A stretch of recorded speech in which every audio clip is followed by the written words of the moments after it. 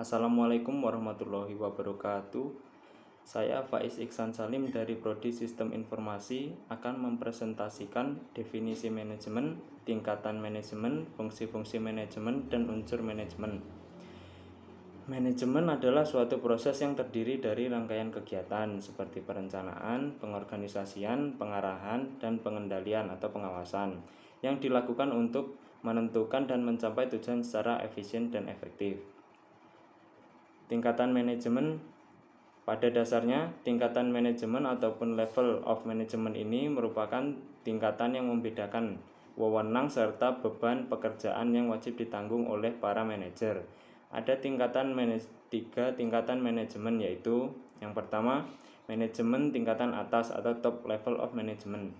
Manajemen puncak harus memiliki keterampilan konsep dan dengan tugas untuk memimpin organisasi atau perusahaan secara keseluruhan agar dapat membentuk tim kerja yang baik. Manajemen puncak terdiri atas dewan direktur atau eksekutif, presiden direktur, direktur kepala, perwakilan, dan kepala divisi. Yang kedua, manajemen tingkat menengah. Manajemen menengah menjadi penghubung antara manajemen puncak dengan manajemen lini. Pertama, manajemen menengah atau dalam profesinya adalah manajer menengah, tugasnya membawahi mengarahkan kegiatan-kegiatan manajer lainnya atau bisa juga karyawan operasional. Yang ketiga, tingkatan pertama, first level of management. Manajemen lini pertama harus memiliki keterampilan teknis yang bertanggung jawab memimpin dan mengawasi tenaga operasional. Manajemen lini pertama berhubungan langsung dengan tenaga operasional atau karyawan. Contohnya adalah mandor dalam pabrik. Fungsi-fungsi manajemen. Yang pertama, fungsi planning atau perencanaan. Fungsi perencanaan bermanfaat untuk meminimalisir risiko atau kesalahan yang mungkin dilakukan dalam kegiatan organisasi. Perencanaan juga bermanfaat untuk memastikan jika visi misi perusahaan sudah sejalan dengan arah dan tujuannya. Fungsi organizing atau pengorganisasian.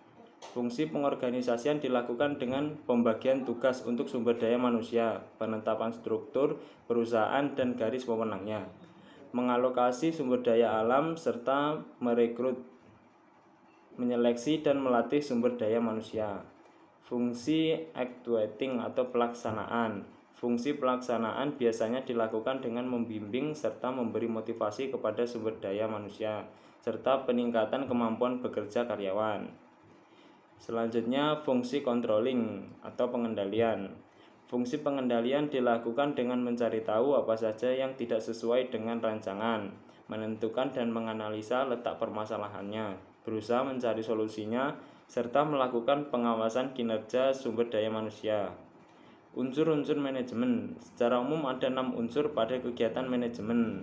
Yang pertama, manusia. Dalam kegiatan manajemen, sumber daya manusia membuat rencana dan tujuan yang ingin diraih. Untuk itu, tanpa adanya manusia, kegiatan manajemen tidak akan pernah ada. Yang kedua, uang. Uang menjadi unsur penting dalam kegiatan manajemen karena menjadi perantara utama dalam mencapai tujuan. Biaya operasional ada dalam sebuah kegiatan manajemen tentu membutuhkan uang agar dapat berjalan baik. Yang ketiga yaitu material. Unsur manajemen ini adalah salah satu faktor penting karena kualitas bisnis dipengaruhi oleh kualitas material yang dipilih. Jadi jika material yang dipilih buruk, tujuan mencapai manajemen akan sulit tercapai. Yang keempat, mesin. Mesin merupakan unsur lain yang perlu diperhatikan. Dengan adanya mesin atau teknologi, pekerjaan yang dilakukan oleh sumber daya manusia pasti akan lebih mudah. Tujuan pun dapat tercapai lebih efektif. Yang kelima, metode. Unsur ini mempengaruhi kinerja dalam sebuah manajemen. Jika metode yang dibuat berdasarkan target, fasilitas, waktu, uang, dan kegiatan bisnis, kegiatan manajemen pasti akan berjalan lebih lancar. Unsur ini juga perlu mendapat campur tangan manusia agar dapat tercipta dengan baik. Yang keenam yaitu pasar. Unsur ini terbilang krusial karena sebuah bisnis hanya dapat berkembang jika telah dikenal pasaran.